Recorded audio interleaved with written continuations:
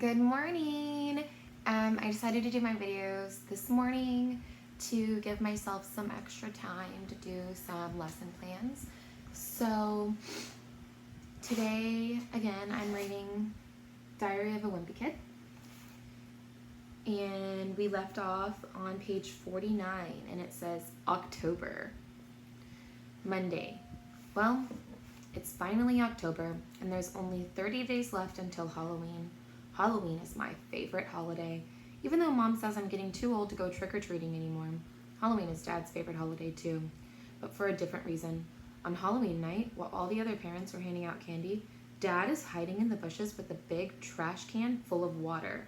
And if any teenagers pass by our driveway, he drenches them. Yarg!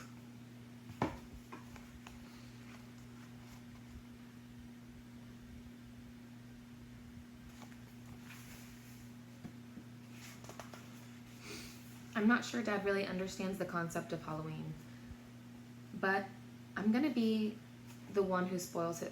I'm not gonna be the one who spoils his fun. Trick or treat! Tonight was the opening night of the Crosslands High School haunted house, and I got Mom to agree to take me and Rowley. Rowley showed up at my house wearing his Halloween costume from last year. When I called him earlier, I told him just to wear regular clothes, but of course, he didn't listen.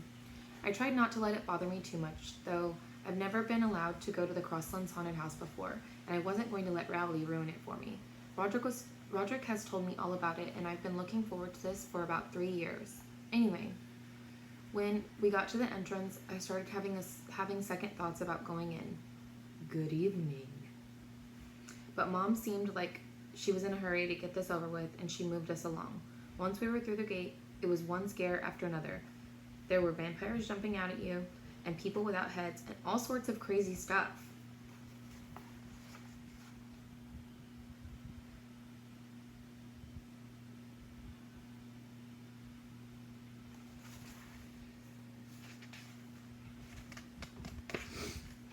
But the worst part was this area called Chainsaw Alley.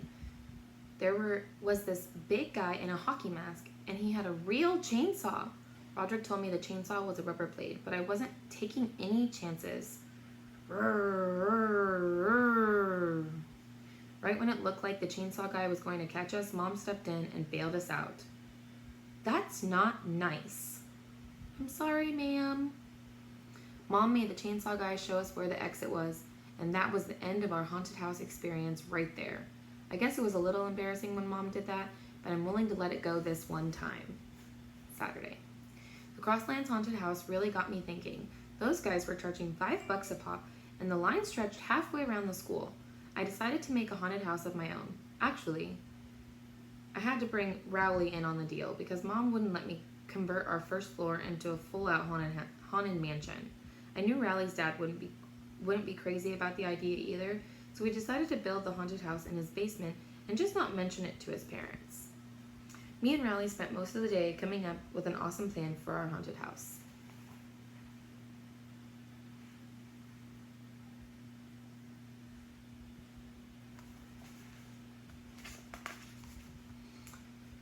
Here was our final plan. Hall of Screams, Lake of Blood, Bottomless Pit, Rat Tunnel, Maze of 1,000 Skulls, Knife Alley, Hand Hall, Death Slide, Acid Lake, Exit. I don't mean to brag or anything, but what we came up with was way better than the Crosslands High haunted house. We realized we were going to need the word out that we were doing this thing, so we got some paper and made up a bunch of flyers. I'll admit, maybe we stretched the truth a little in our advertisement, but we had to make sure people actually showed up. Haunted house with live sharks. Ouch! 32 Surrey Street. Admission 50 cents. 3:00 p.m. By the time we finished putting the flyers up around the neighborhood, we got back to Raleigh's basement and it was already 2:30, and we hadn't even started putting the actual haunted house together yet.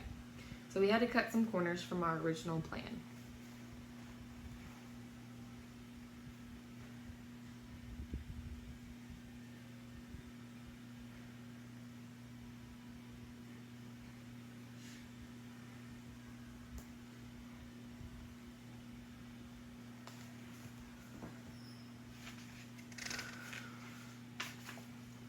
When 3 o'clock rolled around, we looked outside to see if anyone had showed up, and sure enough, there were about 20 neighborhood kids waiting in a line outside Riley's basement.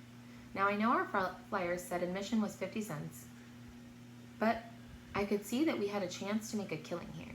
So I told the kids that admission was $2 and the 50-cent thing was just a typo. The first kid to cough up his $2 was Shane Snella.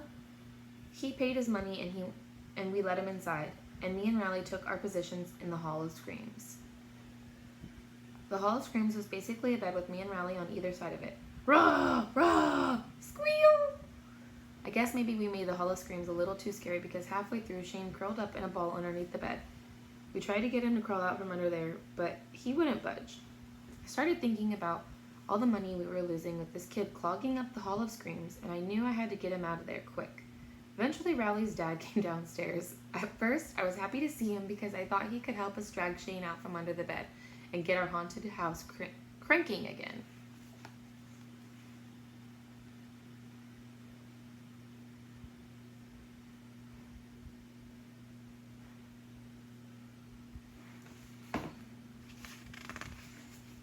But Riley's dad wasn't really in a helpful mood. Boke. Riley's dad wanted to know what we were doing and why Shane Snella was curled up under the bed. We told him that the basement was a haunted house and that Shane Snella actually paid for us to do this to him. But Riley's dad didn't believe us. I admit that if you looked around, it didn't really look like a haunted house.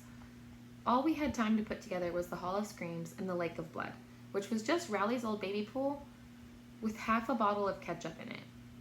I tried to show Riley's dad our original plan to prove that we really were running a legitimate operation, but he still didn't seem convinced.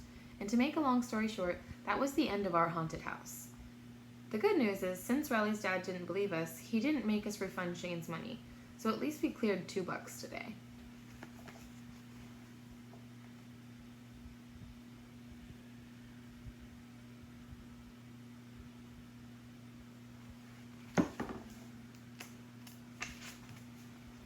Sunday. Riley ended up getting grounded for that whole haunted house mess yesterday. He's not allowed to watch TV for a week, and he's not allowed to have me over his house during that time.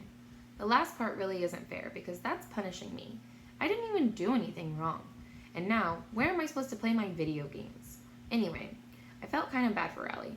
So, tonight, I tried to make it up to him. I turned on one of Riley's favorite TV shows,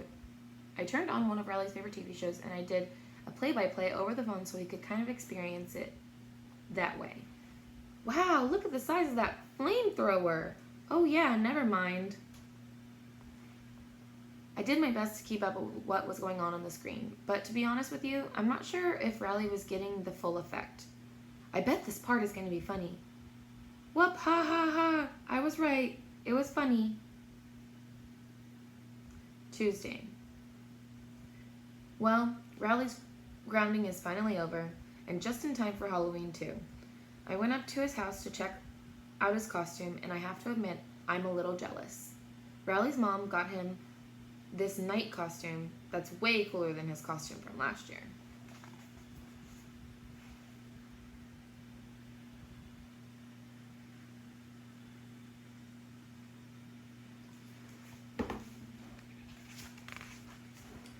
His night outfit came with a helmet and a shield and a real sword and everything.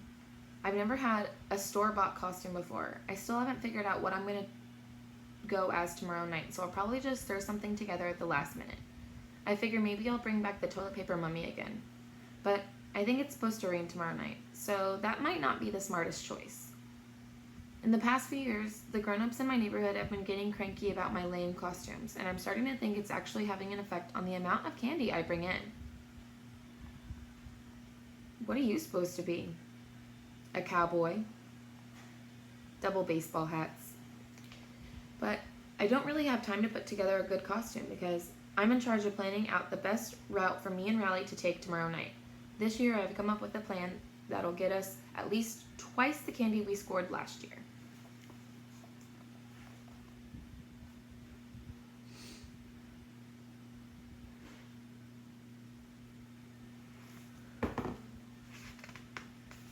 So tomorrow we'll read page 64, Halloween.